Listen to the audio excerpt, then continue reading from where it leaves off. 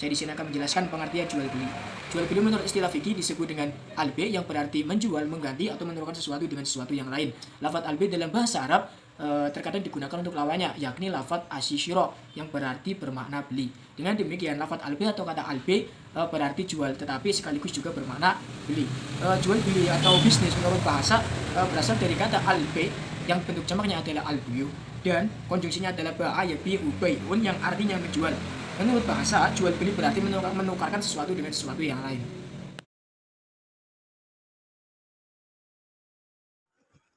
Sedangkan menurut istilah, yang dimaksud jual beli atau bisnis adalah A. Menukar barang dengan barang atau barang dengan uang dengan jalan melepaskan hak milik dari yang satu kepada yang lain atas dasar saling merelakan. B. Menurut Syekh Muhammad Ibnu Qasim Al-Ghazi, menurut Syara, pengertian jual beli yang paling tepat ialah memiliki sesuatu harta atau uang dengan mengganti sesuatu atas dasar izin syara. Sekedar memiliki, manfaatnya saja yang diperbolehkan syara untuk selamanya, yang demikian itu harus dengan melalui pembayaran yang berupa uang.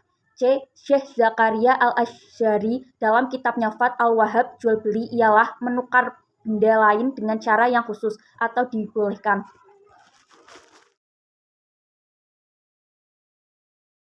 D. Menurut Sayyid Sabiq dalam kitabnya Fikih Sunnah, jual beli ialah penukaran benda dengan benda lain dengan jalan saling atau memindahkan hak milik dengan ada penggantinya dengan cara yang dibolehkan.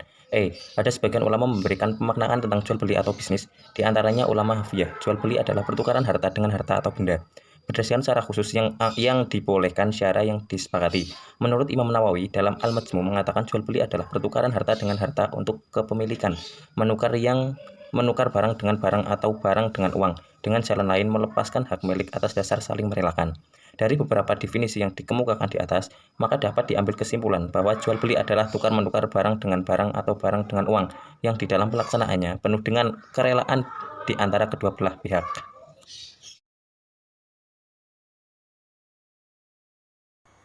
Dasar hukum jual beli. Adapun yang menjadi dasar hukum diperbolehkannya jual beli dalam agama Islam adalah sebagai berikut. Yang pertama, Quran surah Al-Baqarah ayat 188. Bismillahirrahmanirrahim.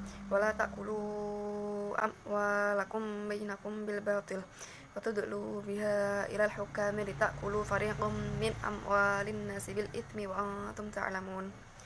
Artinya, dan janganlah kamu makan harta di antara kamu dengan jalan yang batil, dan janganlah kamu menyuap dengan harta itu kepada para hakim, dengan maksud agar kamu dapat memakan sebagian harta orang lain itu dengan jalan dosa, padahal kamu mengetahui. Yang kedua yaitu dari Quran surah Al-Baqarah ayat 275. Bismillahirrahmanirrahim. Alladzina ya'kuluna riba la yaqumuna illa kama yaqumul ladzi yatakhabbathu syaitanu minal mas. Dzalika bi annahum qalu innamal bai'u mithlu riba wa ahallallahu al-bai'a wa harrama riba. Faman ja'ahu mau'izatan min rabbih fantaha falahu ma salaf wa amruhu ila Allah. Faman 'ada fa ulaika ashabun nari hum fiha khalidun. Quran surat An-Nisa ayat 29 yang berbunyi A'udzubillahi minasyaitonirrajim. Bismillahirrahmanirrahim. Ya ayyuhalladzina amanu la takunu amwalakum bainakum bil batili illa an takuna tijaratan an taradim minkum wala taqulu anfusakum innallaha kana bikum rahima. Al-ayat taqwa, yang artinya, hai orang-orang yang beriman, janganlah kamu saling memakan harta sesamamu dengan jalan yang batil, kecuali dengan jalan perniagaan yang berlaku dengan suka sama suka di antara kamu, dan janganlah kamu membunuh dirimu, sesungguhnya Allah adalah Maha Penyayang kepadamu. Menurut ijma ulama telah sepakat memperbolehkan jual beli dengan alasan bahwa manusia tidak mampu mencukupi kebutuhan dirinya tanpa bantuan orang lain. Namun demikian, bantuan atau barang milik orang lain yang dibutuhkan itu harus diganti dengan barang yang sesuai.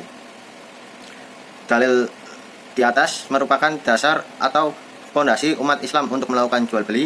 Dengan adanya dalil tersebut, proses transaksi jual beli lebih terarah dan sesuai dengan ajaran Islam dan norma ataupun etika yang berlaku di dalam jual beli Islam.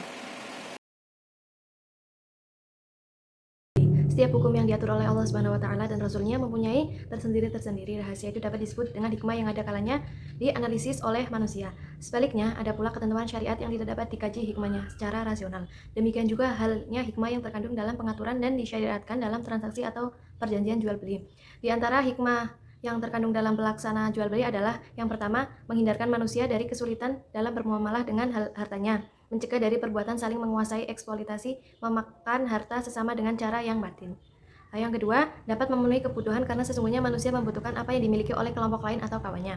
Yang ketiga, dengan memperoleh harta secara halal. Yang keempat, untuk melapangkan kehidupan manusia. Yang kelima, sebagai wujud interaksi sosial antara penjual dan pembeli, timbullah hak dan kewajiban secara timbal balik. Oleh karena itu, jelas bahwa tujuan dan hikmah jual beli bukanlah sekedar memenuhi kebutuhan hidup manusia saja, tetapi juga mengandung nilai-nilai ubudiyah dan duniawiyah.